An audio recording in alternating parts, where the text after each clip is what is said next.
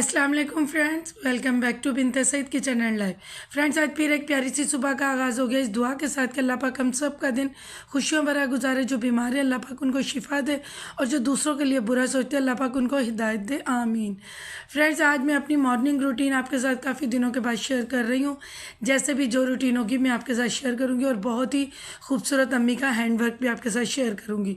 तो ये देख लें, सुबह का टाइम था, बच्चों को मैंने जो नाश्ता करवाना था करवाया, फिर मैंने उनका लंच बनाया।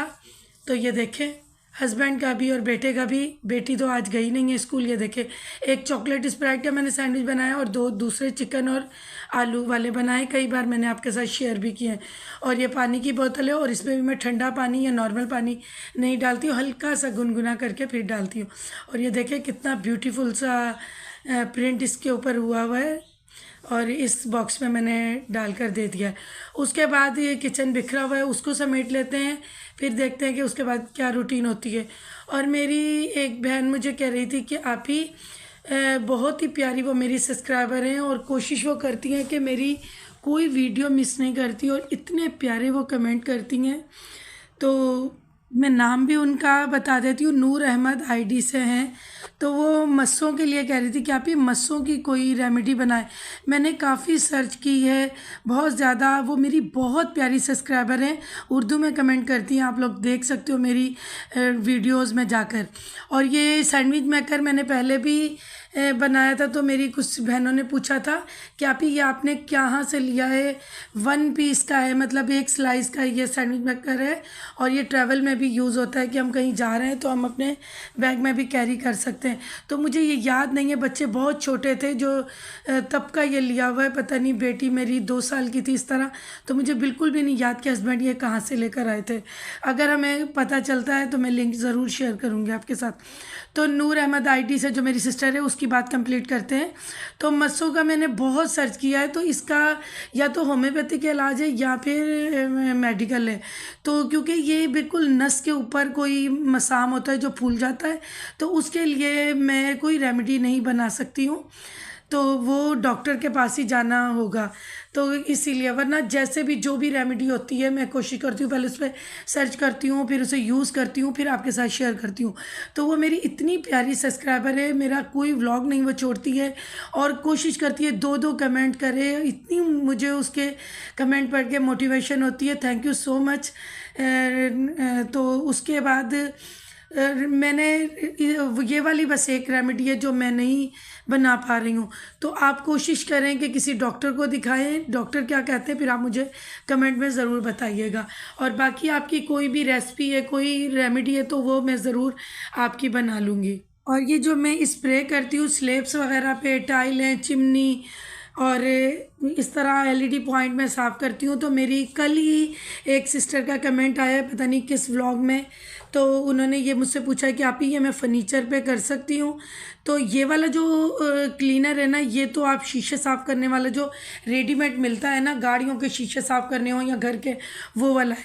और जो मैं विनीगर वाला आपने पूछा था, विनीगर और पानी मिक्स करने वाला, वो आप कभी भी फर्नीचर पे मत यूज़ कीजिएगा। वो सिर्फ वहाँ पर आपने यूज़ करना है जहाँ चिकनाई है। चिकनाई वाली जगह पे वो ज़्यादा बेहतर और अच्छा काम करेगा। और अगर आप फर्नीचर पे यूज़ करेंगे तो पॉलिश पूरी की पूरी ख़राब हो जाएगी। हाँ, जो फार्मिका वाला फर्नीचर है ना, जैसे फार्मिका ऊपर लगा हुआ है, चिकना है, या शीशे के ऊपर कोई दाग धब्बा है, जैसे ये चूल्हा है, तो उस पर आप यूज़ कर सकते हो, उससे चिकनाई कट जाती है, कोई मैल का धब्बा है वो कट जाता है। बाकी ये जो लकड़ी का फर्नीचर है, इस पर तो भूल के भी मत सिरका यूज़ कीजिएगा। और ये चिमनी आप देख लें, आप मेरे पिछले व्लॉग देख लें, कम से कम 2 महीने होने वाले हैं जब मैंने चिमनी की, 2 से ढाई महीने मैंने सर्विस की थी, तो अभी तक मैंने दोबारा नहीं की। माशाल्लाह कितना नीट एंड क्लीन जा रहा है। तो बस यूँ ही होता है, 6-7 महीने के बाद मैं इसकी सर्विस करती हूँ।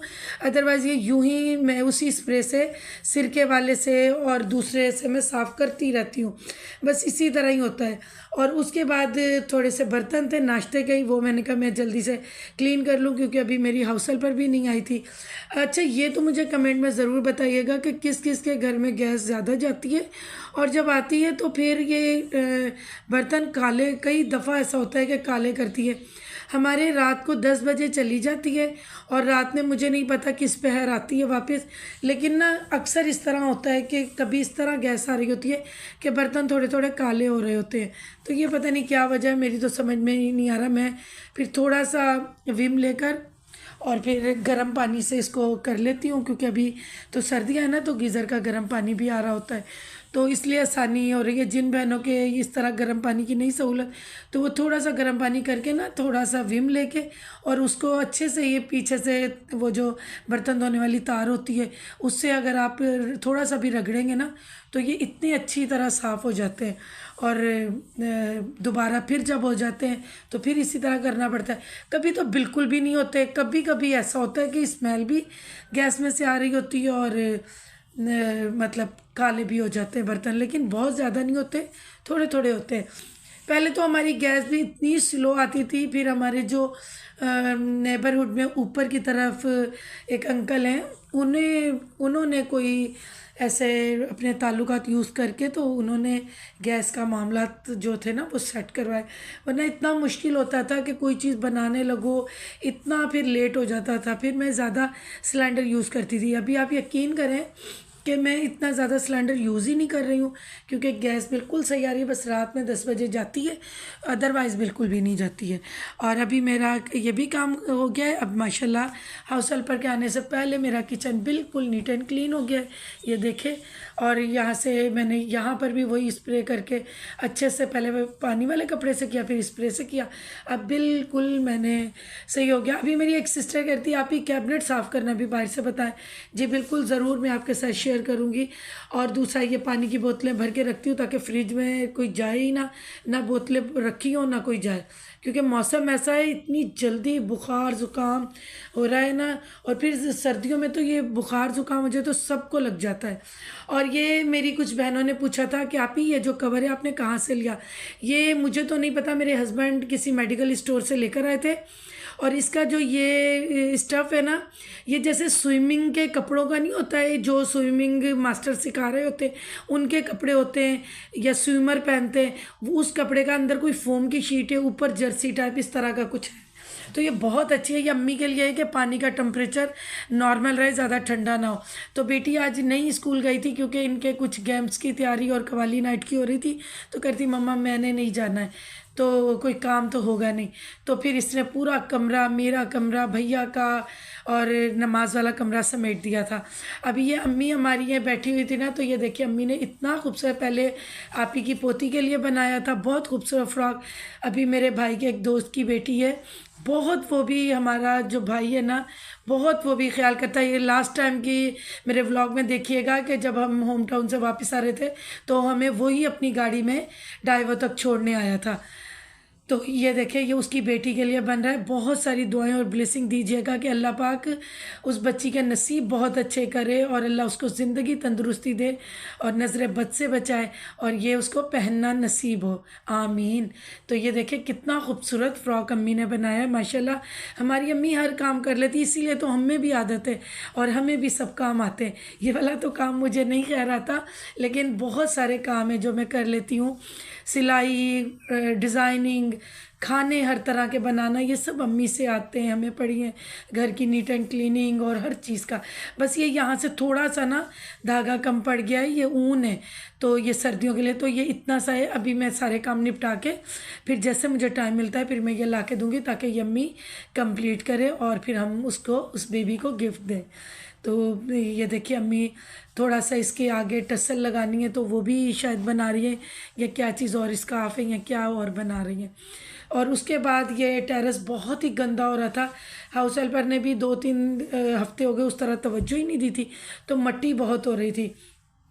और सर्दी है ना, तो फ्रिज में भी इतना नहीं आना जाना होता, बस पकाने के टाइम पर चीज़ें ले आओ तो कर लो। तो मैंने सोचा आज मैं इसको खुद ही गर्म पानी से अच्छे से धोती हूँ। ये देखें किस तरह मिट्टी बुर फ्रिज के नीचे से भी निकल रहा है। बस खुद भी हाउस हेल्पर तो रखनी पड़ती है मजबूरी में, क्योंकि मेरी आपके सामने भागम दौड़ी कितनी ज़्यादा है, बच्चों को लेना छोड़ना, फिर मेरा अपना काम, फिर डिज़ाइनिंग का काम, फिर मेरा व्लॉगिंग का काम है। तो इसमें होता है फिर मेरा ना बैकबोन का भी काफ़ी मसला है, मैं कंटिन्यू नहीं काम कर सकती, वरना मुझे काम करने में कोई दिक्कत नहीं है, लेकिन बैकबोन के मसले ने ना मुझे बहुत परेशान किया। कंटिन्यू मैं नहीं कर सकती क्योंकि सीज़र से बेबी हुए हैं और एक मेरा ऑपरेशन बच्चों से पहले भी हुआ था, वो फिर कभी आपके साथ मैं शेयर करूँगी इंशाल्लाह। तो उसके बाद मैंने ये अच्छे से गर्म पानी से धोया है और मैंने ये छोटा वाइपर मंगवाया है जो वॉशरूम्स पे रखती हूँ। इसके आगे ना बिल्कुल बारीक रबड़ होती है, तो वो अच्छे से पानी को खींच लेती है।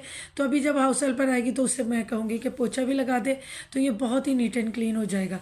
फिर उसके बाद हम लोग चले गए थे अपनी सिस्टर के घर, जो मेरी बहुत ही प्यारी सिस्टर है, उनके घर था यासीन शरीफ का ख़त्म। तो उसने कहा था मुझे आपके हाथ का कोरमा बनवाना है, क्योंकि बिल्कुल मैंने भी पकवान सेंटर से ये सीखा था, बिल्कुल जैसे देग का कोरमा होता है ना, इसी तरह आपने बनाना है, तो उसी तरह आपका टेस्ट आएगा। ये मैं 4 kg का बना रही हूँ।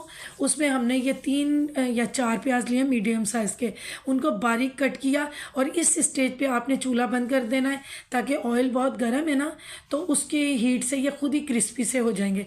अभी इन्हें हमें निकालना है, एक कोई भी कागज़ ले लें, बटर पेपर ले लें, उसके ऊपर आपने इसको निकाल के फैला देना है सारे प्याज़ों को, ताकि ये थोड़े से गर्माइश निकले और क्रिस्पी हो जाए। और हमने ये कोरमे में ऑयल ज़्यादा थोड़ा सा डलता है, तो हमने 4 kg चिकन में हमने ½ लीटर से थोड़ा सा ज़्यादा ना ऑयल लिया है। तो उसके बाद हमने 4 kg चिकन इसमें डाल दी, और हमने आम चिकन पकाने से बोटी जो है ना थोड़ी सी बड़ी ली है। उसके बाद हमने इसी प्याज़ों वाले ऑयल में इसको फ्राई किया है, थोड़ा सा फ्राई करने के बाद हमने इसमें जो पकवान सेंटर वालों की मैजिक ट्रिक है वो डाल रही हूँ। 3 प्याज छोटे और 3 टमाटर छोटे, इनको बॉईल करके इनका पानी गिरा देना है। उसके बाद हमने ग्राइंड कर लेना है, उसी में ही आपने 3-4 जो है लहसुन के डाल लेने। तो ये इनकी कोरमा वालों की, पकवान सेंटर वालों की मैजिक ट्रिक है। तो वो हमने डाल के इस चिकन के साथ थोड़ा सा फ्राई करना है, लेकिन उसमें 2 स्पून हमने भर कर कोरमा मसाले के डालने। मैंने तो ये होममेड कोरमा मसाला है, आप रेडीमेड भी ले सकते हो किसी भी अच्छी ब्रांड का। तो आपने 2 टेबल स्पून जो चावल खाने वाला चम्मच है, उसके मैजिक ट्रिक के साथ आपने ये डाल के थोड़ा सा इसको फ्राई करना है। और उसके बाद जो हमने तले हुए प्याज है ना, उसमें से 1 निवाले जितने बचाने, और ½ kg जो दही है उसमें हमने इन प्याज़ों को ग्राइंड कर लेना है। ये देखें, जूसर वाले जग में हमने ½ kg दही में 4 जो हमने प्याज फ्राई किए हैं वो डालकर ग्राइंड करने। उतनी देर में हमारी ½ चिकन कुक हो गई है, और 1 निवाले के करीब हमने वो प्याज बचा लिए हैं, तो हमने ये डाल दिया है। और इसके बाद हमने थोड़ा सा, मैंने जूसर को भी खंगाल के वो भी पानी डाला है। और उसके बाद हमने 6 टेबल स्पून दोबारा कोरमा मसाला के डालने। मैं फिर आपको बता दूं, मैं होममेड कोरमा मसाला बना रही हूँ, ये भी मैं किसी दिन आपके साथ मसाले शेयर कर दूंगी। होममेड कोरमा मसाला डाले, और अब मैं इसको ढक दूंगी, ठीक है। अब मैं इसको 5-5 मिनट बाद देखती जाऊंगी। अब हमें इसे कुछ नहीं करना है, आप भी इसी तरह करिएगा कि 5 मिनट बाद आप देख लें, हल्का सा चम्मच हिला लें, वरना फिर ढक दें, फिर आप देख लें। और ज़रा सा आप इस टाइम पे आकर, जब आप देखें 10 मिनट हो गए, आप हल्का सा चम्मच हिलाएं और चेक कर लें नमक के आपके हिसाब से सेट है, तो वरना आप थोड़ा सा नमक ऐड करें, और कोई चीज़ आपने ऐड नहीं करनी है। अब देखिए माशाल्लाह हमारा कोरमा तकरीबन रेडी हो गया। अब मैंने चूल्हा बंद किया, और भी इसके ऊपर ऑयल आ जाएगा। और देखिए 1 निवाले के करीब हमने तले प्याज बचाए थे, वो इसके ऊपर डाल के हिला के 5 मिनट बाद डोंगे में डालें। और ये देखिए यम्मी सा हमारा देगी कोरमा रेडी है। बहुत सारा प्यार और दुआएं। अल्लाह हाफिज़।